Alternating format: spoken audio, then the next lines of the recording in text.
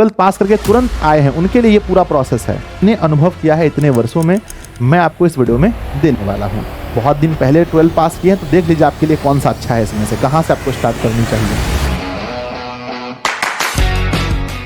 हाँ तो नमस्ते जी। बहुत सारे बच्चों के मन में यही आता है कि सर हम लोग कम एज में सरकारी जॉब कैसे प्राप्त करें। 10वीं में हम लोग पूरी जान जी लाकर मेहनत करते हैं, बहुत अच्छा अंक ला लेते हैं बोर्ड में। 12वीं क्लास के बोर्ड में भी हम लोग पूरी मेहनत करते हैं, जान जी लाकर अच्छा अंक ला लेते हैं। लेकिन 12वीं के बाद कहीं ना कहीं बच्चों का मोटिवेशन लेवल बहुत कम हो जाता है, चाहे वो ग्रेजुएशन में नाम लिखाएं या उसके बाद वो फिर कॉम्पिटिटिव का सफ़र शुरू करते हैं। तो प्यारे बच्चों, मैं एक छोटी सी वीडियो में आपको ये बताने वाला हूँ कि अगर आप भी चाहते हैं कि बहुत ही कम एज में गवर्नमेंट जॉब लेकर के, बहुत ही कम एज में अगर आपको भी लगता है कि घर की जिम्मेदारी आपको संभालनी है, आपको अपने माता पिता को प्राउड फील कराना है और आप बहुत ज़्यादा लंबी तैयारी, यानी कि आप आप कह सकते हैं कि IIT के लिए तैयारी नहीं कर रहे हैं, JEE के लिए तैयारी नहीं कर रहे हैं, नीट के लिए तैयारी नहीं कर रहे हैं, तो फिर क्या है ना कि अगर आप रेलवे, बैंक, SSC ये सब के लिए अगर आप एग्ज़ाम की तैयारी करें, बिहार के कोई गवर्नमेंट एग्जाम्स के लिए, तो मैं आपको इस वीडियो को आप पूरा अंत तक देखिए, आपको बहुत कुछ सीखने को मिलेगा। जो मैंने अनुभव किया है इतने वर्षों में, मैं आपको इस वीडियो में देने वाला हूं। तो चलिए वीडियो को शुरू करते हैं। जैसा कि आपने देखा, थंबनेल में ही हमने लिखा है कि कम एज में सरकारी नौकरी कैसे पाएं। तो इसके लिए मैंने कुछ टॉपिक्स बनाए हैं, उन टॉपिक को आप ध्यान से देखेंगे। अगर आप ऐसा चाहते हैं तो सबसे फर्स्ट है, पहला पॉइंट है इसका कि डोंट वेस्ट टाइम। पहली बात है कि आप जैसे ही 12th पास कर गए उसके बाद बहुत ज़्यादा रेस्ट मत कीजिए। ऐसा नहीं कि भाई अब 12th पास कर गए, 1-2 साल रुक करके हम शुरू करेंगे कॉम्पिटिटिव की तैयारी, 1-2 साल रुक करके हम गवर्नमेंट जॉब की तैयारी करेंगे। आप सोचिए, आप 1 साल रुकने जा रहे हैं, बच्चा यहाँ 12th से पहले भी वो पहले से ही सिलेबस वगैरह देखने लगता है। तो सबसे पहली बात है कि डोंट वेस्ट योर टाइम बर्बाद मत कीजिए, जितना जल्दी हो सके इस मुहिम को शुरू कीजिए। पहला है, क्योंकि बच्चे स्टार्ट ही नहीं करते हैं। पता है हम इंसान का क्या प्रॉब्लम है, हम लोग अगर किसी चीज को छोड़ते हैं ना तो वो फिर छूट ही जाता है। अगर एक बार स्टार्ट हो जाए कोई चीज तो फिर बहुत मजा आता है। जैसे आप दौड़ने जाते हैं, तो आप नहीं दौड़ने जा रहे हैं तो कई साल नहीं जा रहे, एक दिन अगर आप दौड़ने चले गए और थोड़ा दौड़ लिए तो लगता है इसमें तो बहुत मजा है ना। तो सबसे पहली बात क्या है कि डोंट वेस्ट टाइम, आप बहुत जल्दी तैयारी स्टार्ट कीजिए। अब तैयारी स्टार्ट करने से पहले किन किन बातों को ध्यान रखना है। पहला, फिक्स योर जॉब लेवल। पहले आप अपने जॉब लेवल को फिक्स कीजिए। अगर आपको लगता है कि नहीं भाई हमको कुछ भी हो जाए, या तो हमको रेलवे में नौकरी लेना है, या तो बिहार पुलिस में, या तो अग्निवीर में जाना है, या हमको क्लर्क बनना है, बस इतना ही आपका लेवल है। अगर आपका लेवल ये है नहीं सर हमको SSC लेवल तक का एग्जाम निकालना है, तो लेवल SSC में फिक्स करेंगे। सर हमको NDA में जाना है, NDA का लेवल फिक्स करेंगे। पहले लेवल फिक्स कीजिए कि किस लेवल का आप तैयारी करना चाहते हैं, है ना, और उसी लेवल का पढ़िए। अगर आपको पता है कि हमको जाना है, कुछ भी हो जाए, हमको जाना है अग्निवीर में, हमको बिहार पुलिस में जाना है, हमको टीचर बनना है BPSC में, तो आप क्या है पढ़ने जाइएगा SSC लेवल का। अगर आप SSC अगर पता नहीं हमको SSC लेवल तक का पढ़ना, पहले लेवल फिक्स कीजिए। बहुत सारे लोग गलती यही करते हैं कि वो अपना लेवल ही फिक्स नहीं करते हैं, कुछ भी पढ़ रहे हैं। हर जगह टेक्निक काम आता है, हर जगह सही दिशा में की गई मेहनत काम आती है, और बिना सोचे समझे कुछ पढ़ रहे हैं। तो पहले अपना लेवल फिक्स कीजिए। नंबर दूसरा, लेवल फिक्स कर लिए, उसके बाद जिस परीक्षा की आप तैयारी करना चाहते हैं, मान लीजिए कि मुझे तैयारी करना है रेलवे का, NTPC का भी आने वाला है, NTPC का करने वाला है ना, होने वाला, या फिर मान लीजिए ग्रुप D का तैयारी करना है, या कुछ भी ऐसा है जिसकी आप तैयारी करना चाहते हैं, पहले उसका सिलेबस प्रॉपरली जानिए।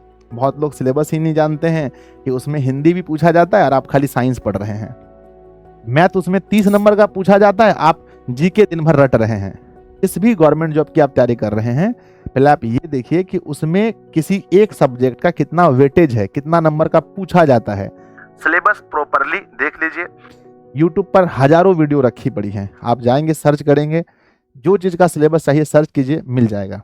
या गूगल पे जाके सर्च कीजिए, हजारों लाखों लोग हैं इस काम में लगे हुए जो आपको गाइड कर रहे हैं। ठीक है, उसके बाद क्या है, जब आप सिलेबस जान लीजिए तो हम आपको समझाने के लिए हम क्या करते हैं, छोटा सा उदाहरण के तौर पर हम आपको बताते हैं कि मान लीजिए कि मुझे तैयारी करना है NTPC की, रेलवे में एनटीपीसी का पोस्ट होता है ना, टिकट काउंटर में बैठने के लिए, है ना। तो उसके लिए हमने क्या किया, एनटीपीसी का जॉब का हमने प्रॉपरली पहले सिलेबस देख लिया। हमने इंटरनेट पे सर्च किया कि एनटीपीसी का सिलेबस, रेलवे एनटीपीसी का सिलेबस, ठीक है। तो सिलेबस को प्रॉपरली अच्छे से देख लिया।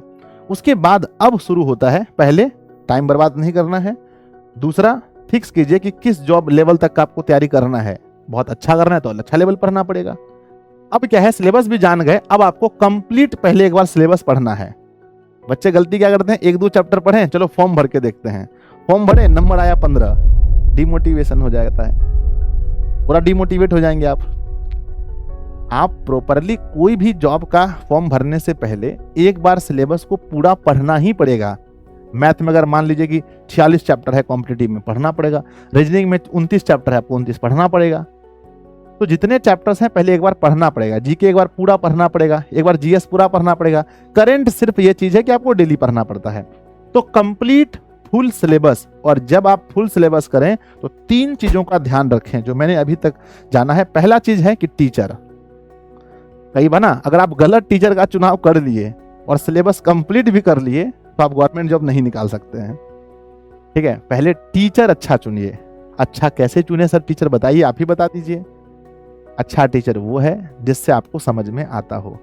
अच्छा टीचर वो है जब आप पढ़ें तो देखें भैया ये टीचर जो पढ़ा रहा है, इससे पढ़ने के बाद हमको समझ में आया कि नहीं, और आया तो क्वेश्चनवा बनता है कि नहीं बनता है, क्वेश्चन भी तो बनना चाहिए, ठीक है। तो टीचर को जांचने का तरीका है, किसी उनका एक चैप्टर पढ़ के देखिए, पता चल जाएगा कि टीचर आपको कितना वैल्यू ऐड कर रहा है आपके जीवन में, कितना वैल्यू आपको मिल रहा है। पहले टीचर, उसके बाद दूसरा होता है सबसे इंपॉर्टेंट बुक। जिस बुक से आप प्रैक्टिस कर रहे हैं वो बुक कितना अच्छा है, उस बुक से सवाल परीक्षा में आता है कि नहीं आता है, डिजिट बदल के आता है कि नहीं आता है, ये पता करना। उसके बाद तीसरा है बच्चों इन्वायरमेंट, यानी वातावरण। जहां पर भी आप तैयारी कर रहे हैं वहां का वातावरण कैसा है। अगर सब लोग फ्रेशर हैं, मजा नहीं आ रहा है, मजा नहीं आएगा। आप कहीं ग्रुप स्टडी कर रहे हैं तो 1-2 लोग अनुभवी होना बहुत जरूरी है, जो इस क्षेत्र के महारथी हैं, जो बहुत दिनों से पढ़ रहे हैं। या नहीं तो फिर नए लोगों के साथ बैठ के पढ़ने से अच्छा है आराम से घर पे बैठ के पढ़िए। आजकल इंटरनेट की दुनिया है, क्या नहीं है, हर चीज पॉसिबल है। क्या चीज का डाउट रह गया, कुछ भी पूछिए गूगल बता रहा है, कुछ भी पूछिए चैट जीपीटी बता रहा है, कुछ भी पूछिए जेमिनी बता रहा है। तो हर चीज तो बता रहा है, आपको किससे पूछना है। किसी इंसान से पूछेंगे तो वो आपको एक जवाब देगा, एक बार पूछ के देख लीजिए चैट जीपीटी से या गूगल से, बहुत जवाब देता है। तो आप अच्छे टीचर देखिए, ये सब करने में चाहे आपको 10 दिन क्यों ना लग जाए, अच्छे टीचर को ढूंढने में 10 दिन क्यों ना लग जाए, अच्छे बुक के बारे में पता करने में 10 दिन लगा दीजिए, इन्वायरमेंट के बारे में ये तो खैर अपने आप क्रिएट होता है, जितना टाइम लगाना है इसमें लगा दीजिए, अच्छे ढूंढ लीजिए। उसके बाद कंप्लीट कर लीजिए अपना सिलेबस। अब आपका सिलेबस कंप्लीट है, अब आपको थोड़ा थोड़ा आ रहा है अंदर से कि हाँ अब हमें लग रहा है कि हम कोई भी परीक्षा में बैठेंगे तो खाली हाथ नहीं आएंगे, कुछ कुछ सवाल को तो लगा के ही आएंगे। अब आपको भरना है फॉर्म। जब आप तैयार हो चुके हैं, लेकिन मैं ये उनके लिए बता रहा हूं जो अभी 12th पास किए हैं, जो 12th पास करके तुरंत आए हैं, उनके लिए ये पूरा प्रोसेस है। अगर आप बहुत दिन पहले 12th पास किए हैं तो देख लीजिए आपके लिए कौन सा अच्छा है, इसमें से कहां से आपको स्टार्ट करनी चाहिए। अब आपको भरना है फॉर्म। तो फॉर्म भरते समय फिल फॉर्म, है ना, फॉर्म ऑफ रिलेटेड जॉब। आप रिलेटेड जॉब का भी फॉर्म जरूर भरें। जैसे मान लीजिए कि आपको एनटीपीसी में जाना है तो आप ग्रुप डी का भी फॉर्म भरिए, आप बिहार पुलिस का भी फॉर्म भरिए, आप दरोगा के लिए जब एलिजिबल हो जाएंगे, आपका ग्रेजुएशन, है ना, आपका जब ग्रेजुएशन हो जाएगा तो दरोगा के लिए भी फॉर्म भरिए। तो जब आप रिलेटेड फॉर्म भरते हैं तो इससे आपको ये पता चलता है, एसएससी में आता है, एसएससी एमटीएस आता है, एसएससी सीजीएल आता है ना, तो फॉर्म भरिए। जीडी का भी आता है। तो जब आप फॉर्म भरेंगे तो आपको पता चलेगा कि भैया हम कितना प्रिपेयर्ड हैं। और उसके बाद ये सब करने के बाद एक चीज है जो आपको नहीं छोड़नी है, वो क्या है, वो है आपको प्रैक्टिस। वो है आपको प्रैक्टिस, प्रॉपर प्रैक्टिस करते रहना पड़ेगा। बहुत भीड़ है बच्चों, बहुत ज्यादा भीड़ है, बहुत सारे लोग इस काम में लगे हुए हैं, सरकारी जॉब की तैयारी में बहुत सारे लोग लगे हैं। ये मैट्रिक इंटर नहीं है, ये ऐसी भट्टी है जहां आपको तपना पड़ेगा। यहाँ तप करके एकदम जैसे ना सोना बनना पड़ेगा बच्चों, सोना बनना पड़ेगा, तभी आपका गवर्नमेंट जॉब निकल सकता है। तो ये मैंने अपने ज़िंदगी का सार आपको बताया, ये मैंने आपको बताया कि आप किस तरह से ऐसा कर सकते हैं। अब प्यारे बच्चों, हम लोग भी स्टार्ट कर रहे हैं, हमारी टीम आपको पूरी तरह से सहायता करेगी इन सभी चीज़ों में। इन सभी वीडियोज़ को लेकर मैं खुद आऊँगा बीच बीच में, मैं खुद आपको कुछ ना कुछ पढ़ाऊँगा। उसके बाद हमारी पूरी टीम जो है आपको पढ़ाने वाली है। कहाँ पर? तो दिशा कॉम्पिटिटिव क्लासेस पर। यूट्यूब चैनल का नाम क्या होगा?